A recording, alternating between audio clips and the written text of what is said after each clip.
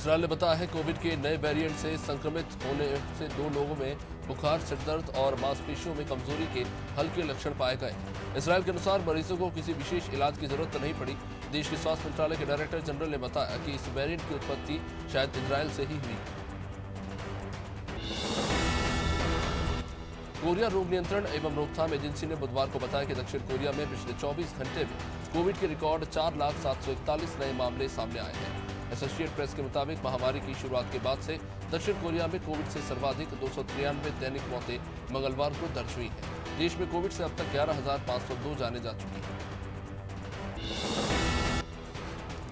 खबर के अनुसार यूक्रेनी राष्ट्रपति वोलोदिमीर जेलेंस्की ने रूस में फेसबुक और इंस्टाग्राम पर प्रतिबंध के लिए मेटा के सीईओ मार्क जकरबर्ग और सीईओ शेरिल सैंडबर्ग को पत्र लिखा था। हालांकि उनका जवाब कंपनी के वैश्विक मामलों के अध्यक्ष निक क्लेग ने दिया। गौरतलब है कि जेलेंस्की के आग्रह पर फेसबुक ने यूक्रेन में रूसी मीडिया आउटलेट्स पर प्रतिबंध लगा दिया था। अधिकारियों ने बताया है कि यूएई के झंडे वाला एक मालवाहक जहाज गुरुवार को ईरान के बंदरगाह के पास डूब गया। जहाज के चालक दल के 30 सदस्यों में भारतीय नागरिक भी शामिल थे और कैप्टन के मुताबिक बचाव कर्मियों में 16 सदस्यों को बचाया गया है। अन्य 11 सदस्यों ने खुद अपनी जान बचा ली, जबकि एक व्यक्ति को नजदीकी टैंकर ने बचाया। इंटरनेशनल कोर्ट ऑफ जस्टिस ने रूस को तत्काल प्रभाव से यूक्रेन में हमला रोकने का आदेश दिया है। 15 सदस्यीय जजों में से America, Bharat, Slovakia, France, Morocco, Somalia, Uganda, Jamaica, Lebanon, Japan, Australia और जर्मनी के जजों और जज एंड हॉक ने रूस के खिलाफ वोट किया। वहीं रूसी और चीनी जजों ने रूस के समर्थन में मतदान किया। इंटरनेशनल कोर्ट ऑफ जस्टिस में भारतीय जज दलवीर भंडारी ने रूस के खिलाफ वोट किया। 13 जजों ने रूस के खिलाफ जबकि 2 ने पक्ष में वोट किया है और रूस को तत्काल प्रभाव से यूक्रेन में हमला रोकने के आदेश दिए हैं।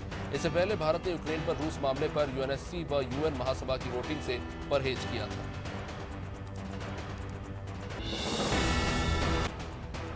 रूसी राष्ट्रपति कार्यालय में क्रेमलिन ने यूक्रेन में तत्काल रूसी आक्रमण रोकने के अंतर्राष्ट्रीय अदालत के फैसले को खारिज कर दिया।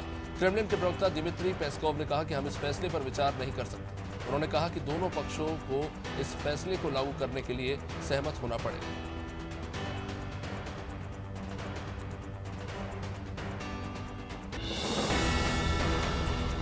रूस यूक्रेन में युद्ध के बीच यूक्रेन में BMW सीरीज की एक मॉडिफाइड कार का वीडियो वायरल हो रहा है, जिसमें एक मशीन गन लगाई गई है।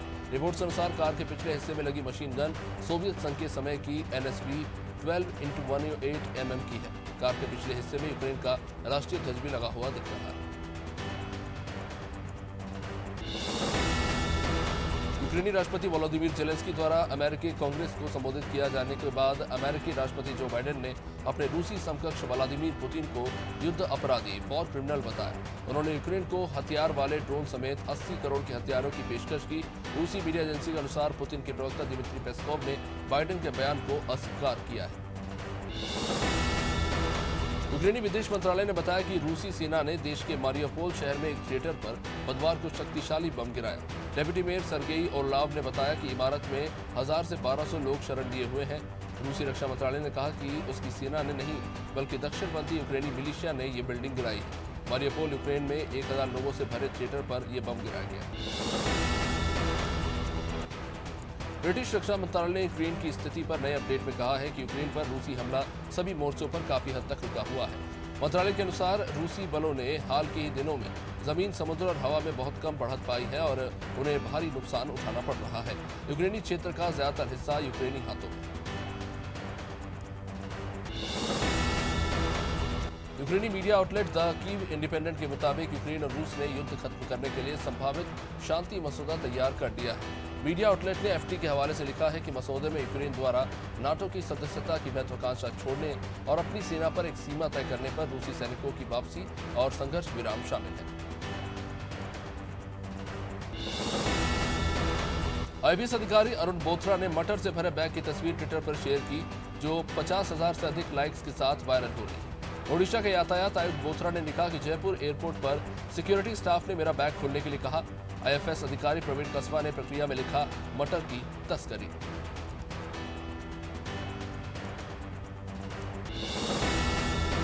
महाराष्ट्र में सत्तारूढ़ शिवसेना के नेता संजय राउत ने फिल्म द कश्मीर फाइल्स को राज्य में टैक्स फ्री करने की मांग पर कहा कि हमने बाला साहब ठाकरे की बायोग्राफी फिल्म ठाकरे को भी टैक्स फ्री घोषित करने की मांग नहीं की थी। उन्होंने कहा कि कश्मीर के बारे में शिवसेना की भावना क्या है, ये पूरा देश और कश्मीरी पंडित जानते हैं।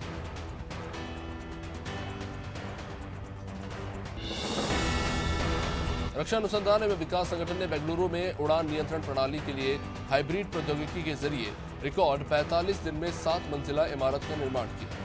रक्षा मंत्री राजनाथ सिंह ने गुरुवार को इसका उद्घाटन किया। इस इमारत में वायुसेना के लिए 5वीं पीढ़ी के एडवांस मीडियम लड़ाकू विमान विकसित करने के अनुसंधान और विकास सुविधाएं होंगी। पंजाब के मुख्यमंत्री भगवंत मान ने घोषणा की है कि 23 मार्च को स्वतंत्रता सेनानी भगत सिंह के शहीदी दिवस पर एंटी करप्शन हेल्पलाइन शुरू की जाएगी। राज्य के लोग अब व्हाट्सएप के जरिए भ्रष्टाचार की शिकायत सीधा दर्ज करा पाएंगे। मान ने ट्वीट किया कि वो मेरा निजी व्हाट्सएप नंबर होगा, भ्रष्टाचारियों के खिलाफ सख्त एक्शन लिया जाएगा।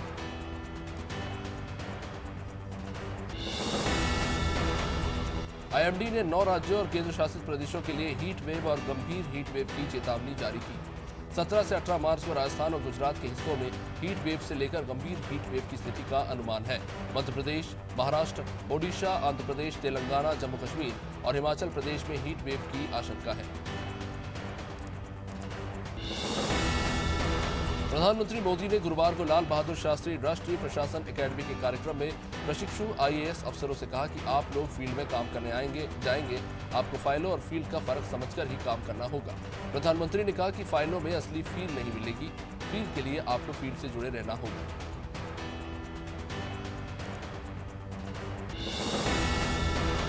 पंजाब के पूर्व मुख्यमंत्री प्रकाश सिंह बादल ने राज्य सरकार से उन्हें बतौर पूर्व विधायक मिलने वाली पेंशन की रकम को लोकहित में इस्तेमाल करने का अनुरोध किया है। शिरोमणि अकाली दल ने ट्वीट करके इसकी जानकारी दी है। बादल ने कहा कि किसी भी हाल में ये पेंशन मुझे भेजी नहीं जानी चाहिए, लिखित में आधिकारिक अनुरोध अलग से भेज रहा हूं।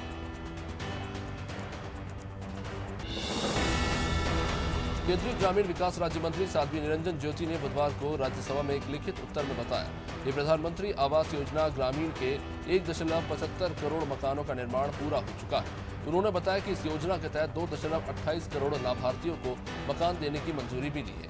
PMAYG के तहत 2.95 करोड़ मकान बनाने का लक्ष्य है। उत्तर प्रदेश के लखीमपुर खीरी में एक शख्स ने गौरी फंटा पुलिस स्टेशन के बाहर आत्मदाह करने की कोशिश की।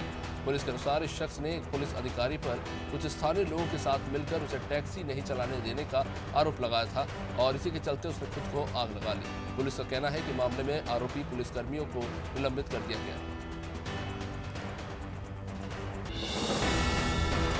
सीआरपीएफ के महानिदेशक कुलदीप सिंह ने बताया कि साल 2022 में अभी तक 10 जवानों ने आत्महत्या की। उन्होंने कहा कि हम चौपाल का आयोजन करने सहित मानसिक तनाव को दूर करने विभिन्न कदम उठा रहे हैं, जहां वे अपनी समस्याओं का साझा करते हैं। अगर हमें परेशानियों का हल करने में असमर्थता होती है तो पेशेवरों की मदद ली जाएगी।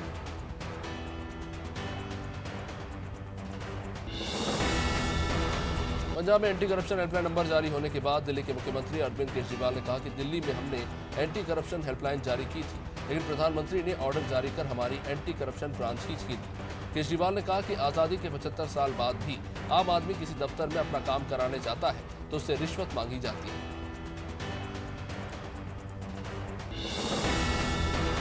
केंद्रीय राज्य मंत्री रामदास आठवले ने बुधवार को राज्यसभा में बताया कि 2021 में देश में सीवर और सेप्टिक टैंक की सफाई के दौरान 24 लोगों की मौत हुई। उन्होंने बताया कि सरकार ने कर्मचारियों को प्रशिक्षित करने सहित कई कदम उठाए हैं, जिसके कारण 2019 में 118 के मुकाबले 21 में मौतों की संख्या कम हुई।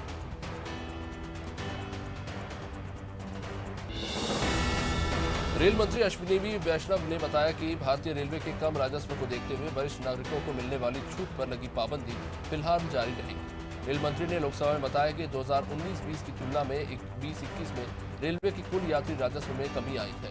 रेल मंत्री के अनुसार रियायतें देने की लागत रेलवे पर भारी पड़ती है। बीते 2 सालों तक कोरोना संक्रमण के चलते फीकी रहने वाली होली अब एक बार फिर कारोबारियों की रंगत लौट आई। रंग, अबीर, गुलाल और बच्चों की पिचकारी के साथ साथ खाने के सामान और कपड़ों की बिक्री पिछले साल की तुलना में तो काफी अच्छी है। हालांकि लागत बढ़ने से होली के लगभग सभी सामान महंगे हो गए हैं। इस साल त्योहार की रौनक आते ही अमरपाटन के सतना चौराहे पर दर्जनों रंगों की दुकानें सजी।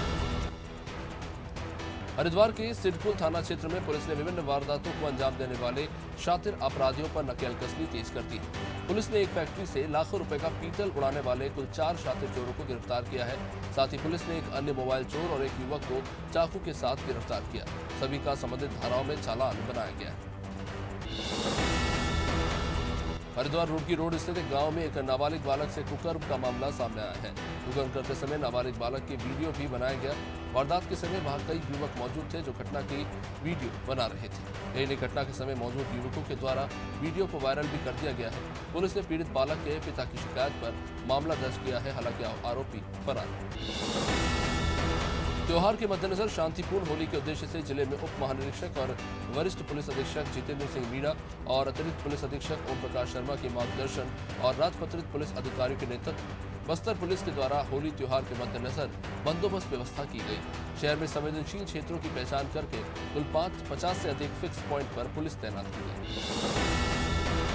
जांजगीर चांपा में प्रॉपर्टी डीलर के कर्मचारी से 4,10,000 की उठाईगिरी का मामला सामने आया है। चांपा थाना क्षेत्र के SBI बैंक के पास बदमाशों ने इस वारदात को अंजाम दिया। बाइक सवार 2 बदमाशों ने वारदात को अंजाम दिया था। लूट की ये पूरी घटना वहां लगे CCTV में कैद हो गई।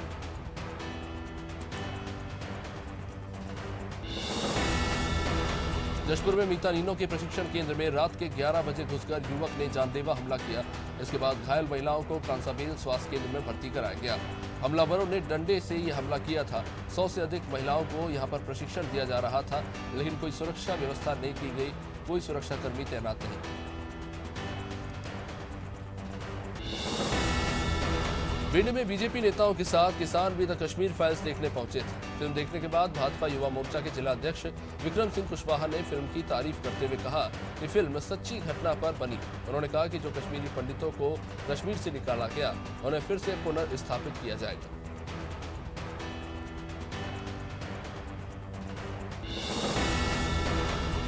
मैनपुरी की घिरौर पुलिस और सर्विलांस की टीम ने 2 गांजा तस्करों को गिरफ्तार किया। पुलिस ने आरोपियों के कब्जे से 5 क्विंटल गांजा जब्त किया, जिसकी कीमत करीब 75 लाख रुपए आंकी जा रही है। पुलिस ने इन तस्करों को जसराना बॉर्डर पर वाहन चेकिंग के दौरान पकड़ा। वाहन की तलाशी लेने पर गांजा बरामद हुआ।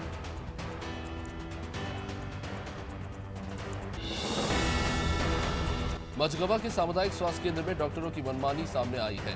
दरअसल भाजपा मंडल महामंत्री मिथिलेश द्विवेदी अपनी बच्ची का इलाज कराने सामुदायिक स्वास्थ्य केंद्र पहुंचे थे, लेकिन वहां ड्यूटी पर तैनात डॉक्टर देवेश मिश्रा ने उन्हें VIP बताकर बच्ची का इलाज करने से ही मना कर दिया।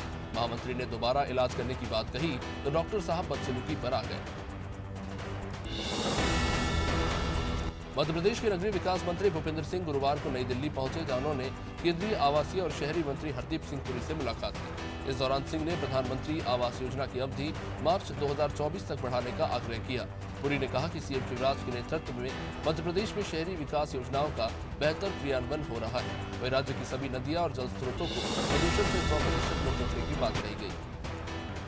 वहीं भगत सिंह कुशवाहा को ब्लैकमेल करने वाले 2 लोगों को क्राइम ब्रांच भोपाल ने सिवनी जिले से गिरफ्तार किया। आरोपियों में एक महिला और एक माधव बघेल नाम का पत्रकार भी शामिल है। महिला के जरिए भगत सिंह कुशवाहा को ब्लैकमेल करके 5 करोड़ रुपयों की भी डिमांड की गई थी। आपको बता दें कुछ दिनों पहले एक महिला के साथ भगत सिंह कुशवाहा का अश्लील फोटो वायरल हुआ था। दमोह के मगरोन में अवैध सट्टा के संचालन करने वाले गुड्डे उर्फ दान सिंह ने अनादि टीवी के पत्रकार के घर पर गाली गलौज की और उसे जान से मारने की धमकी दी। आपको बता दें कि अनादि टीवी के पत्रकार शुभम दुबे ने अवैध सट्टे की शिकायत पुलिस अधीक्षक को फोन पर की थी। इसके बाद पुलिस ने पत्रकार को MLC के लिए थाने बुलाया था और इसी बीच दान सिंह ने अपने साथियों के साथ पत्रकार पर हमला कर दिया। मंदसौर जिले की भानपुर तहसील में सरकारी भूमि पर अतिक्रमण कर कब्जा करने वाले माफियाओं पर प्रशासन ने कार्रवाई की। दरअसल ग्राम पंचायत रायपुरिया के सरपंच सचिव ने ग्रामीणों को कई बार अतिक्रमण हटाने को कहा था, लेकिन ग्रामीणों ने अतिक्रमण हटाया नहीं और इसके बाद सरपंच सचिव ने तहसीलदार नागेश पवार को शिकायत दी। शिकायत के आधार पर तहसीलदार नागेश पवार ने राजस्व विभाग और पुलिस विभाग की टीम के साथ कार्रवाई की। हरिद्वार के देहात और शहरी इलाकों में होली के त्योहार पर माहौल बिगाड़ने वालों पर शिकंजा कसने की पुलिस की तैयारी है। पथरी थाना क्षेत्र में पहले के त्योहारों में हो चुके बवालों को देखते हुए इस बार पुलिस चौकन्नी है। सड़कों पर पुलिस के जवानों को मुस्तैद करने के साथ ड्रोन का भी इस्तेमाल किया जा रहा है और इलाके की निगरानी रखी जा रही है। मध्य प्रदेश में कर्मचारी पुरानी पेंशन बहाल करने के लिए सरकार से लगातार मांग कर रहे हैं, लेकिन सरकार ने पुरानी पेंशन अब तक लागू नहीं की। इस बात से नाराज कर्मचारी संघ ने गुरुवार को मंत्रालय के सामने 2005 में लागू किए गए आदेश की कॉपी जलाकर विरोध किया। कर्मचारी संगठन के प्रांत अध्यक्ष अशोक पांडे ने कहा कि सरकार ने पुरानी पेंशन को लागू नहीं किया है, इससे कर्मचारियों को काफी नुकसान हो रहा है। भोपाल में मां से अवैध संबंध के शक में एक बेटे ने 23 वर्षीय युवक की हत्या कर दी। इस वारदात में आरोपी का साथ उसके बुआ के बेटे ने दिया। जानकारी के मुताबिक शबरीनगर छोला मंदिर में रहने वाला मृतक गोपाल ऑटो चलाता था। 2 साल से आरोपी की मां से उसकी करीबी दोस्ती थी। मंगलवार रात महिला गोपाल से फोन पर बात ही कर रही थी। ये बातचीत महिला के बेटे ने सुन ली और उसने षड्यंत्र रचकर हत्या कर दी। जबलपुर में एक नवविवाहिता ने फांसी लगाकर अपनी जीवन लीला समाप्त कर दी। घटना की सूचना मिलने के बाद पुलिस मौके पर पहुंची और घटनास्थल का मुआयना किया। इस दौरान पुलिस को मौके पर से कोई सुसाइड नोट नहीं मिला है। पुलिस ने बताया कि मृतका श्रुतिका पटेल चरगवा में पटवारी के पद पर पदस्थ थी और उसका अपने पति से कुछ विवाद चल रहा था। मध्य प्रदेश के विश्वविद्यालयों और महाविद्यालयों में जल्द छात्र संघ चुनाव कराए जा सकते हैं। उच्च शिक्षा मंत्री मोहन यादव ने इसका जिक्र किया है और बताया है कि नए शिक्षण सत्र में छात्र संघ चुनाव कराने की कोशिश की जाएगी। मुख्यमंत्री शिवराज से बात करके इसका अंतिम फैसला लिया जाएगा। आपको बता दें कि प्रदेश में आखिरी बार 2017 में छात्र संघ के चुनाव हुए थे। कश्मीर के मंदिरों में अब फिर घंटियों की आवाज सुनाई देगी। आतंकवाद के दौर में जिन 50,000 मंदिरों के कपाट बंद हो गए, अब उन्हें फिर खोला जाएगा। इनमें से अधिकांश मंदिरों को आतंकियों ने ध्वस्त कर दिया था। अब इन मंदिरों का पुनर्निर्माण होगा। काशी के संत समाज ने बंद पड़े मंदिरों के कपाट खोलने का बीड़ा उठाया है। कश्मीर फाइल्स फिल्म देखने के बाद साधु संत कश्मीर के मंदिरों को गुलजार करने के लिए आगे। एमपी के सीएम शिवराज सिंह के नाम गुरुवार को एक और उपलब्धि दर्ज हो गई। बीजेपी की ओर से सबसे लंबे समय तक मुख्यमंत्री रहने का रिकॉर्ड अब शिवराज सिंह के नाम हो गया है। अब तक ये रिकॉर्ड छत्तीसगढ़ के पूर्व मुख्यमंत्री डॉक्टर रमन सिंह के नाम था, जो 15 साल 10 दिनों तक सीएम पद पर रहे थे।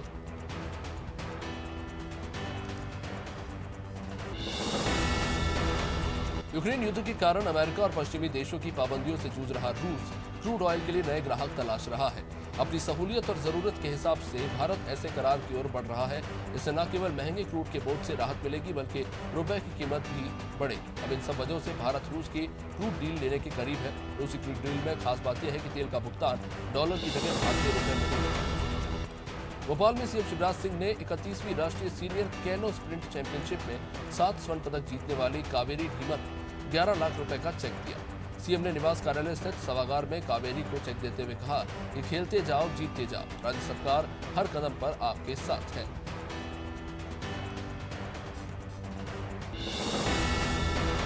क्रिकेटर हरभजन सिंह अब राजनीति की पिच पर भी बॉलिंग करेंगे। उनकी नई पारी की शुरुआत राज्यसभा से हो सकती है। आम आदमी पार्टी ने हरभजन सिंह को राज्यसभा में भेजने का तय कर दिया है। हरभजन को पंजाब में एक खेल विश्वविद्यालय का प्रमुख भी बनाया जा सकता है। हरभजन और भगवंत मान की दोस्ती काफी पुरानी है।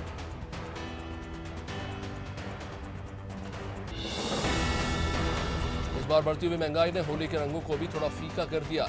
एक तरफ कोरोना काल के बाद लगभग 2 साल के बाद होली का त्योहार बनाने पर पाबंदियां हटी हैं, तो ये महंगाई की मार ने लोगों की कमर तोड़ दी है। हालांकि होली के मौके पर रंग और गुलाल की पिचकारी की दुकानें इस बार खूब सजी हैं और लोग खरीदारी भी कर रहे हैं। इंदौर में अज्ञात बदमाशों ने पेट्रोल पंप कर्मचारी से जमकर मारपीट की और इसके बाद कर्मचारी से नगद रुपए छीनकर फरार हो गए। इस घटना के बाद पंप मैनेजर ने छोटी ग्वाल टोली थाने में शिकायत दर्ज कराई। जानकारी के बाद मौके पर पहुंची पुलिस ने आरोपियों के खिलाफ शिकायत दर्ज कर जांच शुरू की। जांच अधिकारी दिनेश प्रधान ने बताया कि जांच के बाद ही आगे की कार्रवाई की जाएगी।